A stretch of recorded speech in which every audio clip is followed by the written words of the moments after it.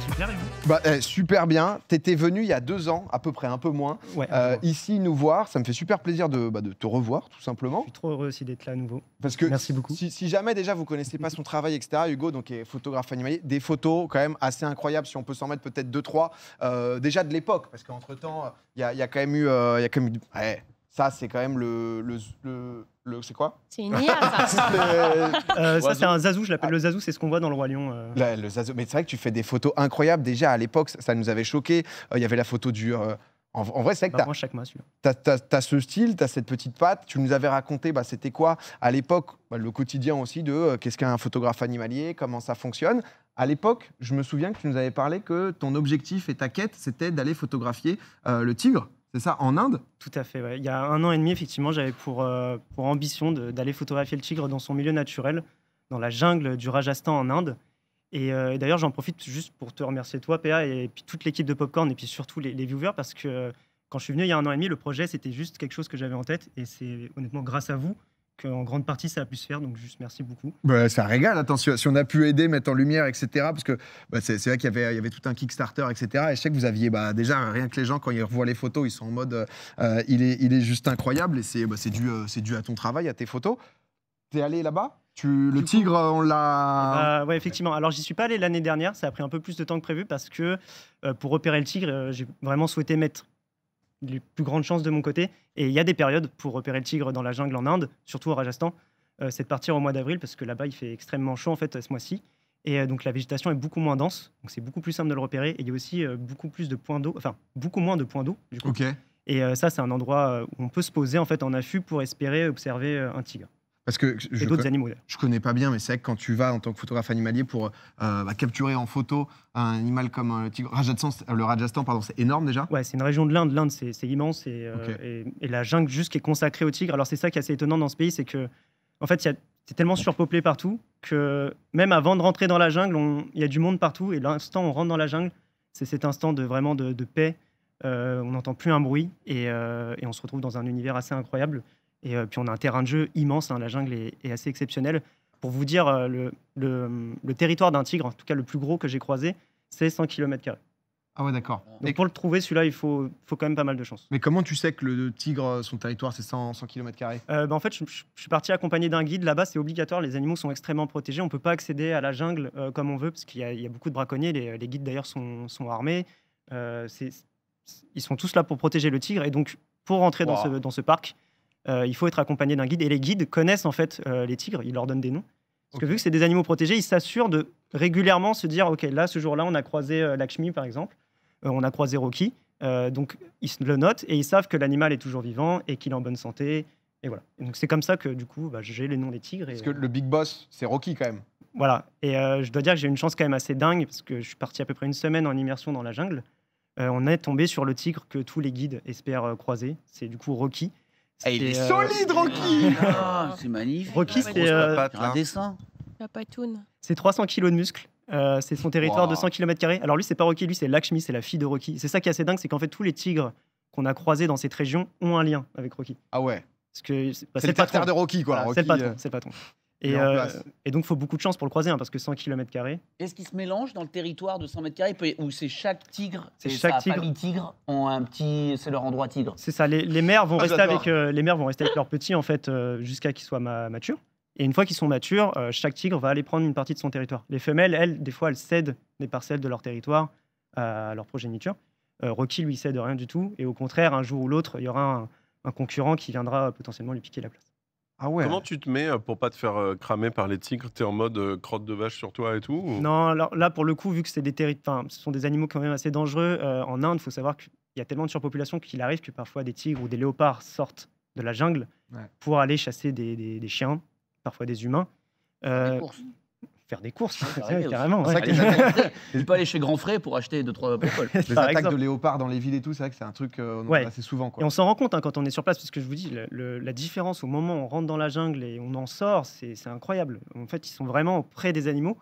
Mais heureusement, ils ont ces espaces protégés pour eux qui sont assez immenses. Et c'est assez rare qu'ils sortent globalement, parce qu'ils ont énormément de proies sur place. Et voilà. Et là, on voit marcher, là, c'est Rocky.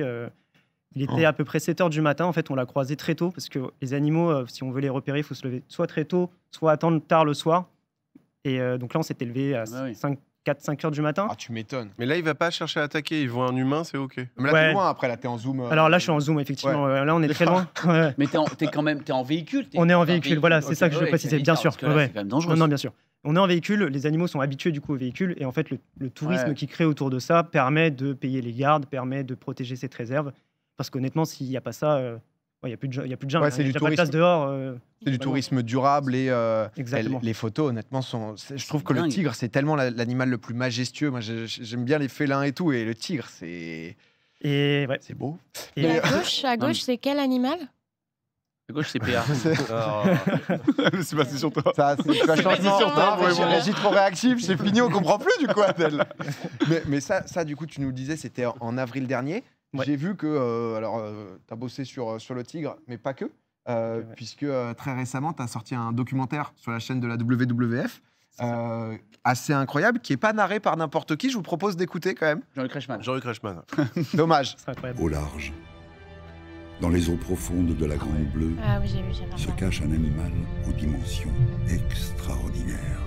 Un animal aux dimensions extraordinaires qu'on connaît pas tant que ça, qui est le deuxième plus gros animal derrière la baleine bleue, si je dis pas de bêtises. Exactement, son Qui est- cousin. Et qui est donc, on va voir l'affiche aussi du documentaire, qui est le rorqual, c'est ça? C'est ça, le rorqual commun, qui est un animal assez peu connu et qui pourtant vit en France, en mer Méditerranée, à quelques kilomètres de nos côtes de Marseille, entre la Corse et Marseille. Il y a une population sédentaire, donc elle ne migre pas, elle vit ici à temps plein dans cet espace. Et cet animal est menacé par plusieurs menaces, notamment le trafic maritime ou la pollution plastique. Voilà. Et du coup, le WWF, lui, depuis 20 ans, a des actions de préservation sur les animaux de la Méditerranée, dont le rorqual commun.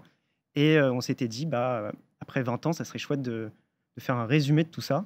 Moi, j'ai eu la chance, pendant 3 ans, de partir à chaque fois, c'était en été, partir plusieurs semaines en mer pour documenter l'animal. Donc, j'ai pu aussi récupérer les images qu'on a filmées ces 20 dernières années, plus les 3 dernières années, celles que j'ai filmées, et en faire du coup un documentaire. C'est incroyable, c'est sur YouTube, hein, c'est disponible gratuitement Ouais. sur la chaîne YouTube de WWF, qui a quasiment, je crois, 2 millions de vues. Déjà, félicitations. Ouais, Tu c'est l'as incroyable. Écrit, réalisé, Monsieur Darmon, qui derrière le NAR.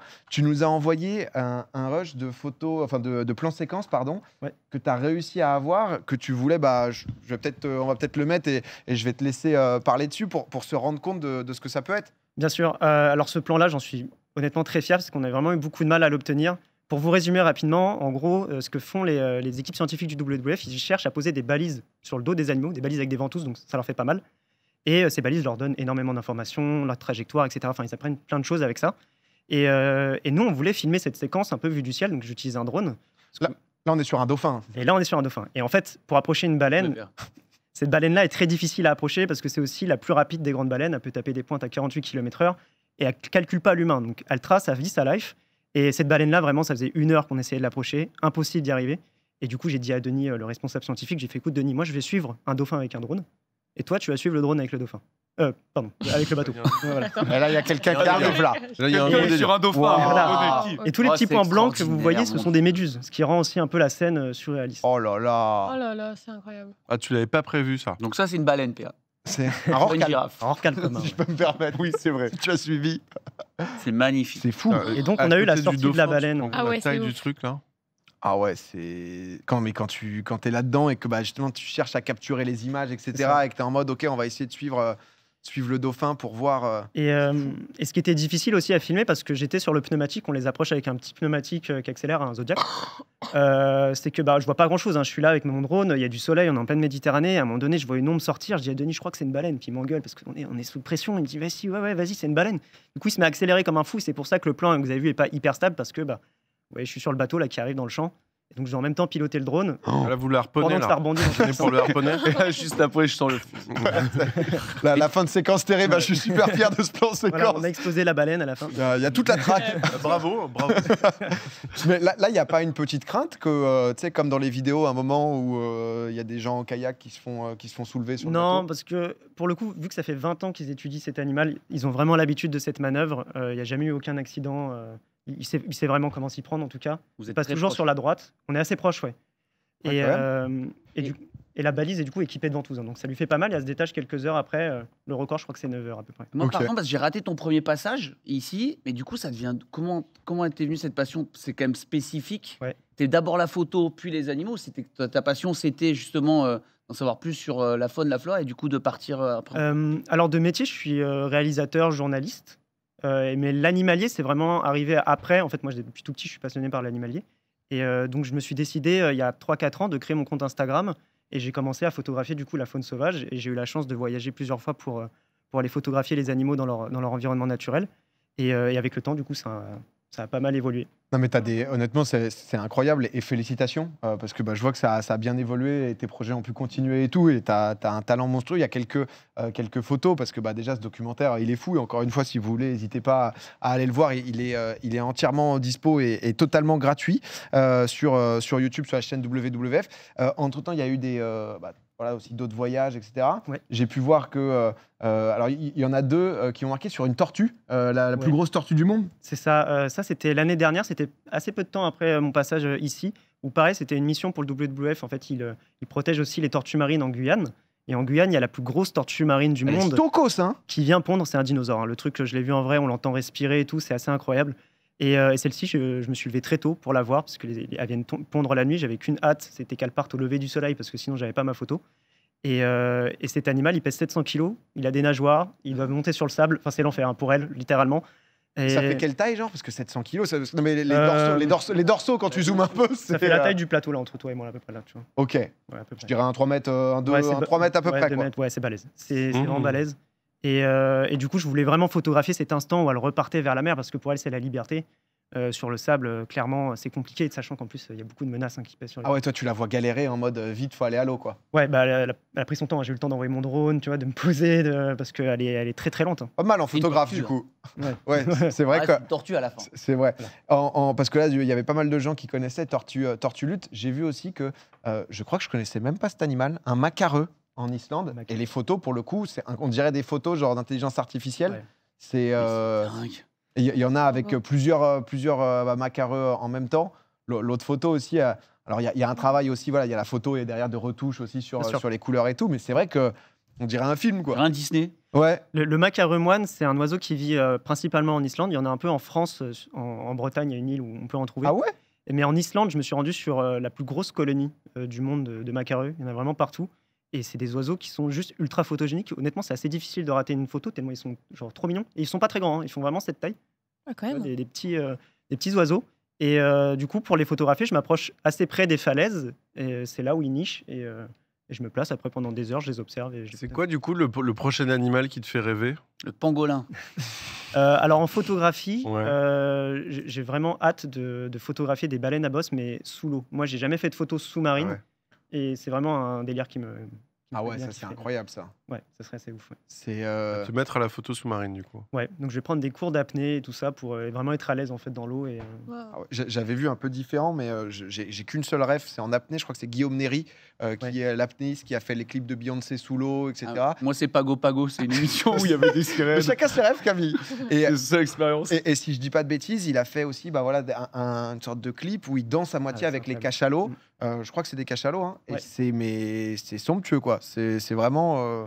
Voilà, petite reco. Ouais. Petite reco si jamais. Pour avoir le niveau de Guillaume Néry, il faut y aller, mais lui, Oui. il est comme un poisson dans l'eau. C'est magnifique, hein, ce qu'il avait fait avec les cachalots. J'avais vu aussi. Ah ouais, non, mais je vous conseille. Mais en tout cas, Hugo, ça me fait Bravo. plaisir de te revoir passer ici, de voir ton évolution.